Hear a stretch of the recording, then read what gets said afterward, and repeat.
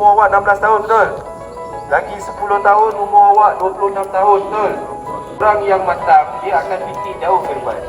Sebab orang yang lebih matang saja dia akan fikir kehidupan akan datang dia. Tolonglah fokus dan buat sehabis baik. Sebab semua orang potensi dia berbeza-beza. Ni semua yang ada kat sini, semua ada kelebihan masing-masing. Cikgu-cikgu yang ada kat sekolah ni tak pernah menafikan kelebihan awak. Buat keputusan sebab sebenarnya kita punya kemampuan lebih daripada apa yang kita sendiri tahu. Gunakan kelebihan yang ada pada diri awak. Tiada siapa yang boleh ubah diri kita sendiri melainkan diri sendiri yang ubah. Tolong gerak sama-sama dalam kumpulan.